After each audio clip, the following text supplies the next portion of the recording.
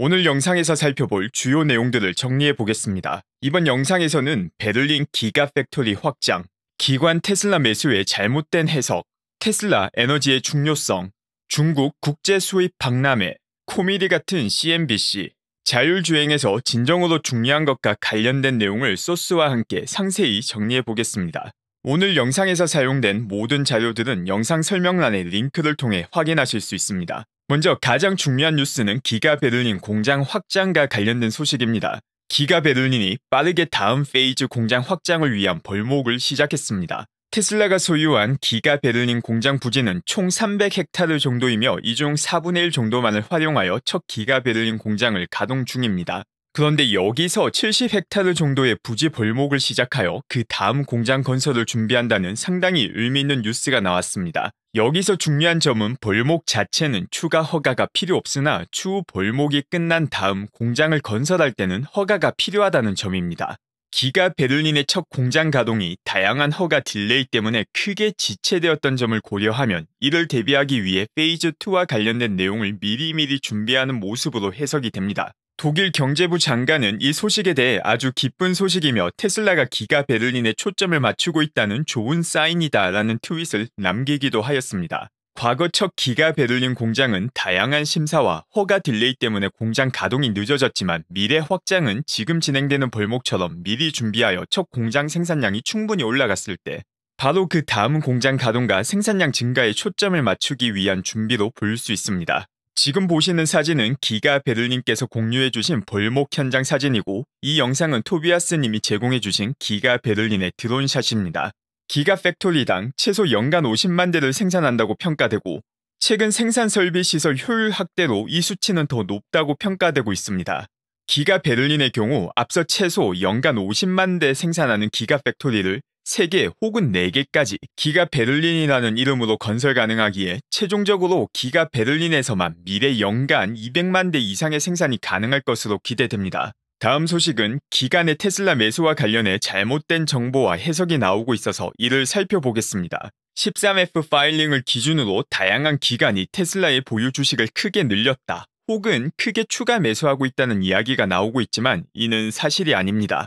많은 경우 추가 매수의 해석 기준이 보유 주식 수량이 늘었다는 사실에 기반하고 있는데 테슬라의 3대1 액면 분할로 인해 보유 주식 수가 늘어난 경우를 추가 매수로 인해 보유 주식 수가 늘어났다고 착각하는 경우가 많습니다. 보시다시피 대부분의 기간 주식 보유 비율이 과거 대비 200% 내외로 바뀌는 경우가 많은데 200%는 3대1 액면 분할로 인해 바뀐 수치이고 200%보다 더 커진 경우만 추가 매수가 확인이 되는 경우입니다. 물론 기관들의 테슬라 매수 유입세는 크게 멀지 않은 시점에 일어날 일이라 생각하지만 액면 분할을 고려하지 않은 보유 주식수 비율 변화로 매수세 유입이 시작되었다는 해석은 잘못된 해석이니 유의하셔야 됩니다. 다음 소식은 테슬라 에너지가 얼마나 뛰어나고 중요한 역할을 하는지를 잘 보여주는 테슬라에서 올라온 영상입니다. 이건 허리케인이 올 때 일반적으로 일어나는 일입니다. 공식 전력망을 통해서는 총 8일간 전력 공급이 중단되었습니다.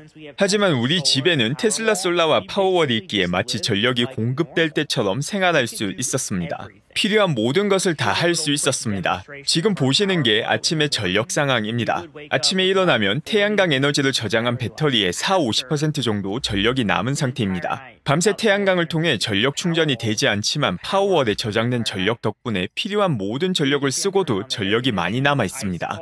에어컨도 쓰고 있고 부엌에서 아침도 하고 있고 이 모든 기기들은 전력이 공급될 때와 똑같이 동시에 잘 작동하고 있습니다. 하지만 이 모든 전력은 태양광과 파워월로 이루어지는 겁니다.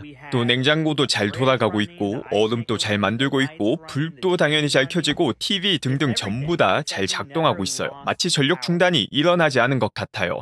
영상에서 정말 잘 설명해 주셨는데 우리나라와 달리 미국은 자연재해로 인해 전력이 중단되는 경우가 생각보다 종종 있습니다. 이제는 재생에너지가 가격 경쟁력을 갖춘 상태이지만 이런 가격 경쟁력과 함께 전력망에서 전력이 중단되는 경우에도 테슬라 에너지를 통해 전력을 사용하면 일상생활에 지장이 없다는 것은 테슬라 에너지 비즈니스의 정말 큰 장점이기도 합니다. 정말 2년만 지나도 훨씬 더 많은 가정집의 전력이 전력망을 통하지 않고 테슬라 에너지 상품을 통해서 제공되며 이런 가정집은 오히려 태양광을 통해 만든 전력을 전력망을 통해 판매하며 수익을 얻는 경우가 흔해지는 세상이 펼쳐질 것이라 생각됩니다. 다음은 11월 5일부터 10일까지 진행되는 중국의 국제 수입 박람회 내용입니다. 이제는 일론이 소유한 플랫폼인 트위터의 테슬라 차님께서 관련 내용을 잘 정리해 주셨습니다. 이 박람회를 통해서 테슬라는 중국에서 정식 판매가 곧 시작되는 모델 S와 X 플레드를 미리 볼 수 있고 여기에 더해서 테슬라 봇도 볼 수 있다고 언급을 하였습니다.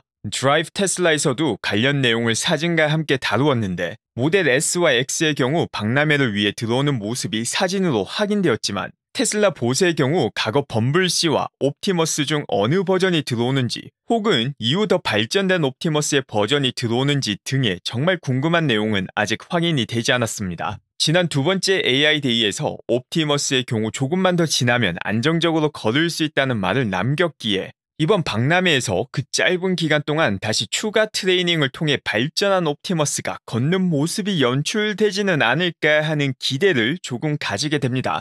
다음은 트위터에서 해고된 척 연기하는 사람과 이 연기하는 사람의 말을 전혀 필터링 없이 제보한 CNBC에 대한 성찰을 요구하는 뉴스입니다. 세상은 넓고 낮지만 일정 비율의 특이한 사람은 모든 나라를 막론하고 존재하며 트위터 본사 주변도 예외는 아니었습니다. 이유는 알 수 없지만 일론에게 잘린 직원 행세를 하며 언론사와 인터뷰하는 두 사람이 목격되었고 역시나 사실관계를 확인하지 않고 CNBC는 이를 보도하였습니다. 그리고 태즈메니안에서는 이런 무지성 보도를 하는 CNBC에게 저널리즘의 망신이다 라는 비판을 합니다. 일론이 트위터를 인수한 가장 핵심 내용 중 하나가 조회수만 올릴 수 있다면 부끄러운 게 자랑이 되는 언론사의 행태를 바로잡기 위함이었습니다. 앞으로 이런 부끄러운 기사에게 부끄러운 줄 알아라는 일침을 가하는 기사가 더욱 관심을 받고 더 높은 조회수를 기록할 수 있는 환경이 트위터에 조성되기를 기원합니다. 이와 함께 대표적인 찌라시 언론사로 많이 욕했던 비즈니스 인사이더 역시 과거 제프 베이조스가 워싱턴 포스트를 인수하였을 때는 미국 문화의 변혁을 가져오는 사건이라고 평가하고 일론이 트위터를 인수한 것은 억만장자가 소셜미디어를 장악하는 새로운 위협이라고 평가하는 건 역시 참 재미난 관전 포인트입니다.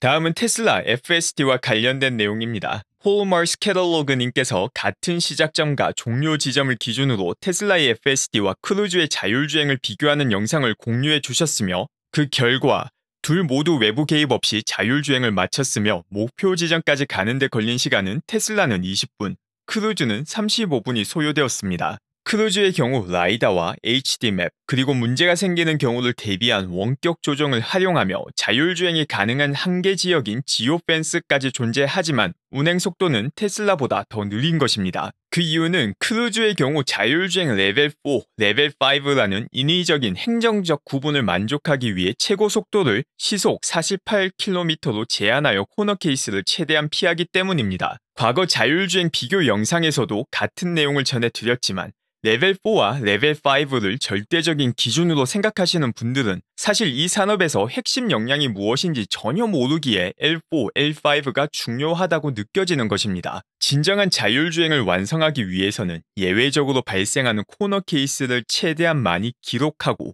이 데이터를 바탕으로 더 뛰어난 두뇌인 신경망을 만들어야 되는 것인데 역설적으로 빨리 L4와 L5를 선언한 기업들은 이 코너 케이스를 피하기 위해 비용은 늘리고 운행 속도는 낮추어서 효율성을 낮추며 중요한 데이터인 코너 케이스 수집을 포기한 것입니다. 레벨 4와 레벨 5라는 타이틀에 가장 높은 우선순위를 둔 것은 멍청한 접근이었다는 것은 이번 포드 어닝을 통해서도 명백히 드러났습니다. 포드는 레벨 4에 초점을 맞춘 자율주행인 알고를 포기하며 2.7 빌리언 달러에 달하는 손상 차손을 기록합니다. 그리고 L4가 아니라 L2와 L3에 초점을 맞추는 방향으로 선회하겠다는 것을 공식적으로 밝혔습니다. 애둘러 말했지만 우리가 틀렸다. 테슬라가 옳았다는 것을 공식적으로 인정한 것입니다. 제가 자주 인용하며 금융정보에서는 정말 큰 유용성을 제공해주는 게리 블랙씨도 항상 크게 비판한 내용이 자율주행과 관련해서 너무 현실과 다른 주장을 한다는 것이었습니다. 당장 겉으로 보기에는 L4 이상의 등급이 숫자가 더 높기에 혹은 전문가들이라 믿는 사람들이 정한 규정이기에 더 뛰어난 것처럼 보일 수도 있습니다. 하지만 실상은 L4와 L5를 제공하는 접근 방법은 낮은 효율의 고비용 방식이며 동시에 빠른 발전이 불가능한 막다른 골목길로 들어서는 방식이라는 것이 더욱 확실해지고 있습니다. 이런 자율주행의 기준을 정하는 사람들을 전문가라 생각하면 맹신하는 경우가 있는데 진정한 자율주행 전문가들이 어디에 있는지를 확인해 보시면 테슬라가 왜 레벨 4와 레벨 5 타이틀에 신경 쓰지 않았는지를 아시게 될 것입니다. 감사합니다.